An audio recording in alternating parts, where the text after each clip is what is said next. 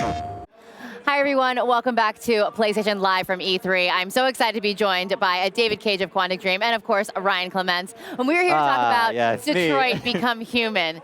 Now, I just played this demo last night at the Expo. I got to play the hostage demo, and it's a super intense demo. It is. Yeah, I really enjoyed it. We got to see a little bit about it last year, and this, I think, just kind of built on it. So walk us through a little bit about the Android technology that we get to see and how it's kind of taking over. Well, the game takes place in the near future, about 20 years from now, and it's a world in which technology has made possible the creation of androids that move, speak, behave like human beings, but they are treated like objects. So in this game, we're going to control 3 characters. Kara was the woman we introduced a year ago, and at last E3 we introduced Connor, the Deviant Hunter. So last year it was just showing a video, but this year it's fully playable, as you can see, and people can play it on the show floor. And we introduced our 3rd character called Marcus, played by Jesse Williams at the last press conference yesterday. Oh, it was Jesse Williams. Malik called that out, and I was like, I don't know, don't ask me. All right, Malik, you were right, just for the reference. Anyway, all right, continue. I'm sorry, David. That's it. Oh, okay, perfect. I wanted to just say that I think that Detroit, it's like the perfect time that you guys are showing this game, because even in technology now, AI is like a huge thing that people are trying to wrap their mind around, because these are really very real questions philosophically and morally that people are facing now in the world and in the next 10, 20, 30 years. I mean, I feel like you guys, I think you knew that this was all coming together.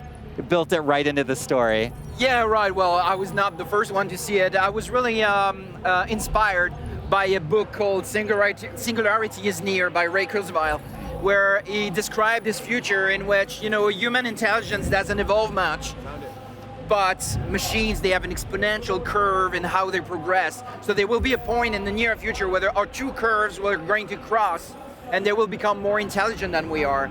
And what if beyond this point, they will start to feel emotion and start to want rights? How will we react? What will we do about it? And that's a very interesting question, and it's fascinating to me, especially because I think this is going to happen. It's not sci-fi. The question is only, is it going to be 20 years from now, 40 years from now? I don't know. But there will be a point in the near future where this is going to be the case. Now, David, I know you spent a lot of time on the script. I think it totally shows just in the little pieces that we've been able to see. How, from a writing perspective, did you go about writing all the different replayabilities? Because based on different choices you make, the game changes over and over and over again. I can't imagine how long that script was and all of like the, option B, option C. I have the same question. Yeah. Well, actually, I'm writing this kind of scripts for nearly 20 years, so I have some experience, but I must confess that Detroit's been by far the most complex script I've ever written. And it took me 2 years, which is quite unusual for me. It's a very long period of time. Final script is about 2,000 pages. It's really huge. And yeah, I mean, in comparison, a film is about 100 pages. This is 2,000 pages, so you can imagine, I mean, the amount of work, all the dialogues, all the conditions, and the different branches in the tree structure. It's been really a nightmare to write, to be honest. I appreciate your honesty, yes, though. We thank you for the beautiful nightmare. Yeah, how do you try and find the focus? I mean, how do you always direct things back to the story that you want to tell? Well, the thing is that there is not one story that I want to tell. There are many stories that I want to tell, and I just try to create this narrative space. It's a little bit abstract, but I create a narrative space in which the player is free to evolve and to tell his own story. So you cannot tell any story in Detroit. There is still this narrative space over there, but you can really build your own story based on your actions and face the consequences of your decisions. Did you actually go to Detroit and do research there? Because Detroit itself feels like its own character. Oh yeah, absolutely. I mean, it was so important for us. We couldn't have written a game about Detroit without going to Detroit. And of course, we visited the empty factories and the empty churches and all these things that people can see on the internet. But at the same time, we saw some amazing places. I mean, there is in Detroit one of the most amazing theaters that I've ever seen. It's called the Fox Theater. It's absolutely beautiful. And there are many places like this. This city is really fascinating in that sense that it's been so big and so successful, and it went through hard times, and now it starts to rebuild. it's a very interesting story by itself. So for me, it was obvious that my story had to take place there. And how much of a hand do you have kind of in the artistic and stylistic and tonal direction of the game as well? Because just everything seems to light up on screen when you're looking, especially at the the Connor demo. Because, well, first of all, we can talk about how stressed out I got during that demo, but we could save that for later. But I mean, how do you kind of keep your team guided and enhance their ability to tell that vision? Well, first of all, I have a very, very talented team, very committed and fantastic people working incredibly hard. So my role is more like a guide to see, okay, we want to go in that direction, but how we need to get there, I mean, they know better than I do. So they do a fantastic job, and if the game looks great, it's thanks to them. So you don't program the whole thing?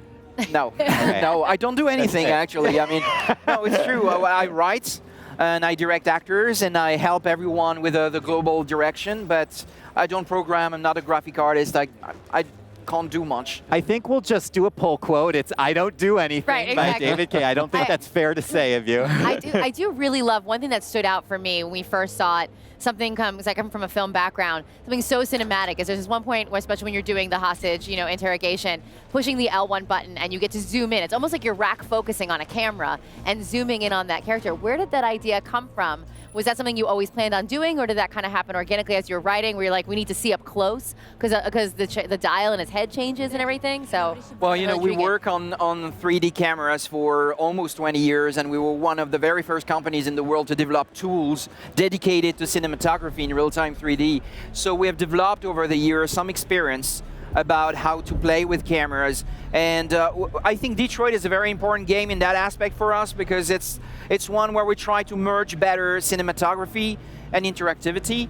We still wanted the strong sense of cinematography, but at the same time we wanted really interactivity to be the center of everything. So you're really in control of the camera, but when you don't control the camera is like there is a director and a cameraman. But you can take over any time by yourself, just moving the right stick. So these kind of little twists are very important to us. But we play also with motion capture cameras. So we have a shoulder camera, and we motion capture the movement of the camera just to have a real feel, to have the breathing of the cameraman and the steps and all these things. It's small details, but it makes a big difference in the end. Totally. I completely agree. All right, so let me just say one thing. The hostage negotiation, it's just rife with tension all the way through. And I was actually telling Malik earlier in the day, one of our other hosts, when you become a parent, it changes the what's at stake in that scene. And I know that you are a parent as well, and I just writing that sort of scene where a child's life is at stake and the tension is just racked up really high. I mean, how do you kind of play with that emotion but still keep it kind of in line with the story that you're telling? Well, it's a lot of work, and to be totally honest with you, the very first version we had of this scene, the little girl was older. She was maybe 16 or 17. And we felt there was something wrong. I mean, we couldn't really connect, and we didn't have this sense of tension because she felt like she was an adult. And of course, her life is at stake, and it's important, but it was different. And there was something missing for me in the scene. And we just decided to do something simple, as to have a little girl, because suddenly it becomes very interesting. She becomes very vulnerable, and her feet don't touch the ground. He holds it her like this. And there was a cable on set, so he could hold her with one arm. Oh my God. So the little girl who shot this was 9 years old, I think, on set, and she enjoyed that a lot, because between each take we had to swing her all over the place, and she loved it. But well, that makes me feel a little better. The tension has dropped a little bit. Yeah, no kid was killed during the shoot. Okay, I certainly hope not. Yes. Yeah, that's all I had for you. David, I really appreciate you coming on. Thank you so much. It's always a pleasure to have you. Thank you, my pleasure. Thank you, and thank you for sharing this game with us. I cannot wait to see all the different ways I can replay it over and over and over again. All right, guys, thanks so much for joining us. We're going to have a lot more here on PlayStation live from E3, so stick around. PlayStation